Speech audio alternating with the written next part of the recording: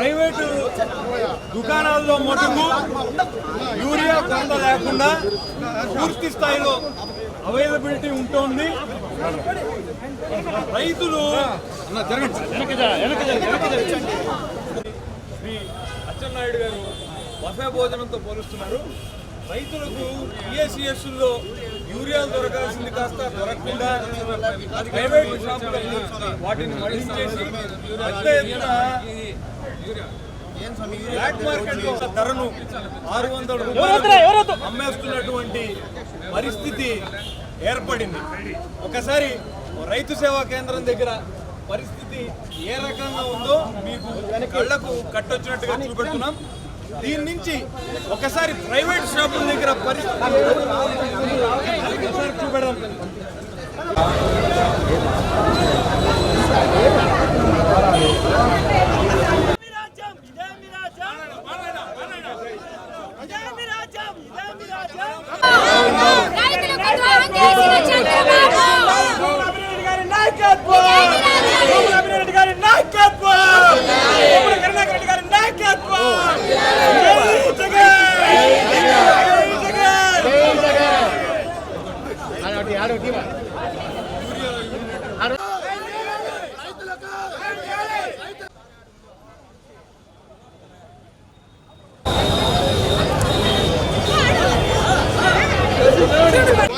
మీరు వచ్చింది అట్లా కలిసి 5 నిమిషాలు నేను ముగించేస్తాను కార్యక్రమాన్ని. అది పక్కన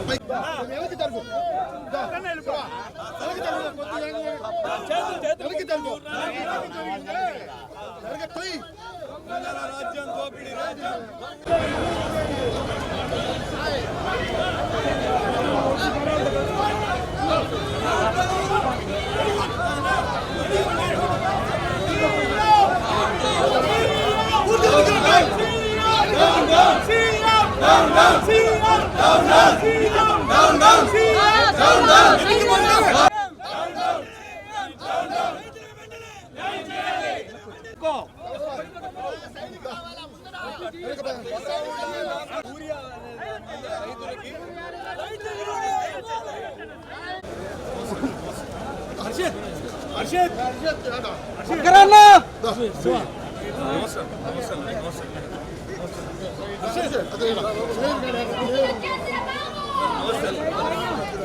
నినాదాలేమొద్దు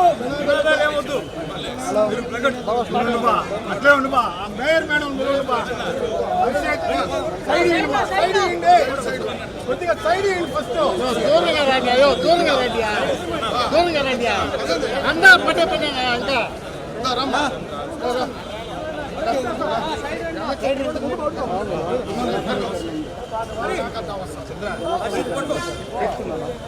చంద్రనా చూడాలా అదే దూరంగా అదే పైకి లేపా చూడండి.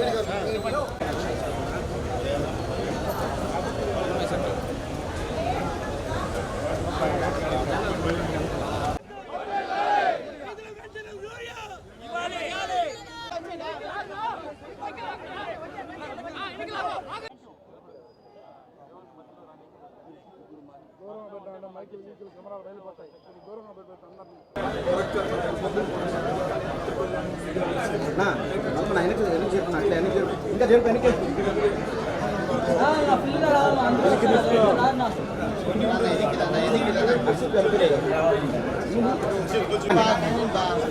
తీసుకో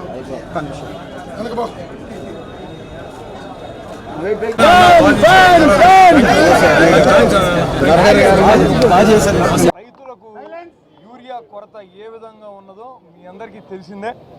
రాష్ట్రంలో ఉన్నటువంటి ప్రధాన పత్రికలు మీడియా ఎప్పటికప్పుడు రైతులు ఎదుర్కొంటున్నటువంటి సమస్యలను ప్రజలకు కళ్ళకు కట్టినట్టు చూపిస్తున్నప్పటికీ కూడా ప్రభుత్వంలో ఉన్నటువంటి పెద్దలకు ఎందుకో ఇవి ఎక్కలేదు. ప్రభుత్వంలో ఉన్నటువంటి వ్యవసాయ శాఖ మంత్రి అచ్చెన్నాయుడు గారు ఆయన రైతులను ఆదుకోవాల్సింది పోయి ఈ ప్రైవేటు దుకాణాల వద్దన రైతులు నిలబడినటువంటి తీరును బఫేలో నిలబడినటువంటి దానికి పోల్చుతూ ఉపమానం చెప్పడం చాలా హేయమైనటువంటి చర్య. ఆయనకు ఏమాత్రం కూడా ఆ పదవిలో కొనసాగేటటువంటి అర్హత లేదు. చాలా స్పష్టంగా రైతులు ఎదుర్కొంటున్నటువంటి సమస్యలు ప్రభుత్వానికి తెలిసినప్పటికీ ఊరికే ఉండిపోవడానికి గల కారణం ఏంటని ఆరా తీస్తే పిఎస్సీలకు చేరాల్సినటువంటి 50% యూరియా సప్లైనంతా కూడా దారి మళ్లించి ప్రైవేటు దుకాణాల్లో ఉన్నటువంటి వాళ్ళు ఒక కొరతను సృష్టించి 267 రూపాయలకు అందాల్సినటువంటి యూరియా బ్యాగుని కాస్త 600 రూపాయలకు అందేటట్టుగా బ్లాక్ మార్కెట్ని ప్రోత్సహించి బ్లాక్లో అమ్ముకుంటూ దాదాపుగా 200 నుంచి 300 కోట్ల రూపాయల స్కామ్కి కూటమి పార్టీ నాయకులు పాల్పడినట్టుగా రైతులు భావిస్తున్నారు. వీళ్ళందరి మీద చర్యలు తీసుకోవాలని, ఈ బ్లాక్ మార్కెట్ని అరికట్టాలని, రైతులకు యూరియాని అందజేయాలన్నటువంటి ఉద్దేశంతోనే వైఎస్ఆర్ కాంగ్రెస్ పార్టీ జగన్మోహన్ రెడ్డి గారి పిలుపు మేరకు నియోజకవర్గాల్లో ఉన్నటువంటి రెవెన్యూ డివిజనల్ ఆఫీసుల దగ్గర ఒక ర్యాలీని చేపట్టి ఆర్డీఓలకు వినతి పత్రాన్ని ఇచ్చేటటువంటి కార్యక్రమాన్ని చేపట్టడం జరిగింది. గతంలో జగన్మోహన్ రెడ్డి గారు ముఖ్యమంత్రిగా ఉన్న సమయంలో ఈ గిట్టుబాటు ధరలకు సంబంధించి ధరల వ్యవస్థీకరణ నిధిని ఏర్పాటు చేసి రైతులను ఎప్పటికప్పుడు ఆదుకునే ప్రయత్నం చేశారు. కోవిడ్ లాంటి మహమ్మారి మొత్తం ప్రపంచాన్ని కుదిపేసినప్పుడు కూడా చీనీ రైతులకు చాలా ఇబ్బందులు ఎదురవుతే మొత్తం ఆ పంటనంతా కూడా ప్రత్యేక రైళ్ల ద్వారా బయటికి పంపించి రైతులను ఆదుకునేటటువంటి ప్రక్రియకి జగన్మోహన్ రెడ్డి గారు పూనుకున్నారు. ఇప్పుడు ఈ ధరల వ్యవస్థీకరణ నిధిని పూర్తిగా నీరుగార్చేశారు. పిఎస్సీలు, ఆర్బీకేలు పని చేయకుండా పోయినాయి. గతంలో ప్రభుత్వానికి ఎంతో ఇతోధికంగా సహాయం చేస్తున్నటువంటి సచివాలయ ఉద్యోగస్తుల్ని వాడుకునేటటువంటి పరిస్థితిని కూడా చంద్రబాబు నాయుడు గారి ప్రభుత్వం చేపట్టడం లేదు. గిట్టుబాటు ధరలు అయితే పూర్తిగా పతనమైపోయినాయి. మినుమ, కందులు, వరి, జొన్నలు, రాగులు, సజ్జలు, ఉల్లి వీటన్నిటికీ ధరలు పడిపోవడంతో రైతులు తీవ్రమైనటువంటి ఇబ్బందులు ఎదుర్కొంటున్నారు. రైతుల సమస్యలను ఇప్పటికన్నా తలకెక్కించుకొని ప్రభుత్వం స్పందిస్తే ప్రతిపక్ష పార్టీగా మీకు మేము సహకరిస్తాం. ప్రజల్లో ఉన్నటువంటి ఇబ్బందులను మేము ఎత్తి చూపేటటువంటి ప్రయత్నం చేస్తున్నాం. ఈ యూరియా కొరత మీద సోషల్ మీడియాలో మాట్లాడినా, లేదంటే వైఎస్ఆర్ కాంగ్రెస్ పార్టీకి సంబంధించినటువంటి నాయకులు ఎక్కడైనా చెప్పినా కూడా వాళ్ళ పైన కేసులు పెట్టండి అని ముఖ్యమంత్రి గారే మాట్లాడడం చాలా విడ్డూరంగా ఉంది. మీరు బాధ్యతాయుతమైనటువంటి పదవిలో ఉన్నారు. ఇప్పటికన్నా రైతులకు అండగా మీరు నిలబడాలని, యూరియాని సరఫరా చేయాలని, బ్లాక్ మార్కెట్ని నిర్వహిస్తున్నటువంటి వాళ్ళ మీద కఠినమైనటువంటి చర్యలు తీసుకోవాలని, రైతులకు, రైతుల పంటలకు గిట్టుబాటు ధర కల్పించాలని వైఎస్ఆర్ కాంగ్రెస్ పార్టీ డిమాండ్ చేస్తుంది. రైతుల సమస్యలు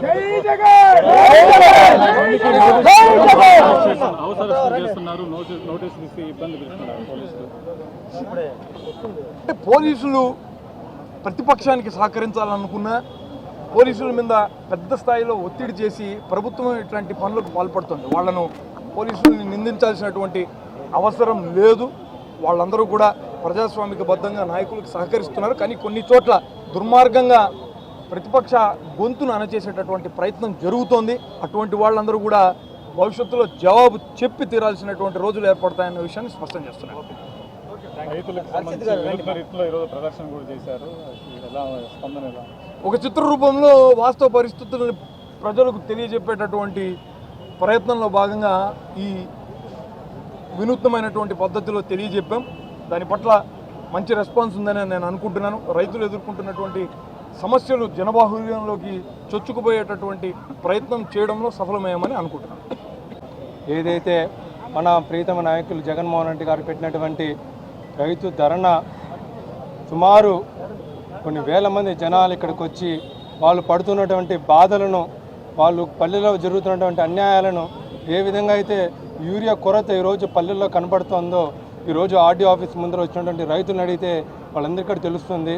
ఎందుకంటే ఈ రోజున ఒక రైతుని ఈ రోజున కనీసం మర్యాద ఇవ్వకుండా ఏదో అన్న చెప్పినట్టు ఒక బఫేలో ఒక భోజనానికి వచ్చిన విధంగా నిలబడుతున్నారనేసి మన అగ్రికల్చర్ మినిస్టర్ అనడం చాలా బాధాకరం. ఎందుకంటే గత 3 నెలల క్రితం మన చిత్తూరు జిల్లాలోనే మన మామిడి రైతులకి ఏ విధంగా గిట్టుబాటు ధర లేకుండా ఏ విధంగా మామిడి రైతులు ఇబ్బంది పడినారో మనంతా చూసినాం. ప్రతి ఒక్క నెలకి ఏదో ఒక విధంగా ఈ విధంగా రైతులను ఇబ్బంది పెడుతూ వాళ్ళకి ఇన్పుట్ సబ్సిడీ ఇవ్వకుండా వాళ్ళకి ఎలాంటి బెనిఫిట్స్ ఇవ్వకుండా ఈరోజు కూటమి ప్రభుత్వం చేసినటువంటి అన్యాయం ఖచ్చితంగా ఈరోజు మా వైఎస్ఆర్సీపీ పార్టీ తరఫున గట్టిగా మేము ప్రశ్నిస్తున్నాం. ఖచ్చితంగా వచ్చే రోజుల్లో ఇలాంటి రైతులకి మళ్ళీ అన్యాయం జరిగితే ఖచ్చితంగా మళ్ళీ బలోపేతంగా ఇలాంటి చర్యలు ఉంటాయని కూడా మళ్ళీ తెలియజేసుకుంటున్నాం. మేము రైతుల తరఫున ప్రజల తరఫున అన్ని రకాల తరఫున మేము ఎప్పుడు కూడా అండగా ఉంటాం. ఖచ్చితంగా రైతుల్ని మీరు ఆదుకోవాలి. యూరియాని ఎక్కడ ఇబ్బంది లేకుండా రైతులు చేర్చే విధంగా చేయాలి. ఖచ్చితంగా ఇవన్నీ కూడా డిమాండ్ చేస్తున్నాం.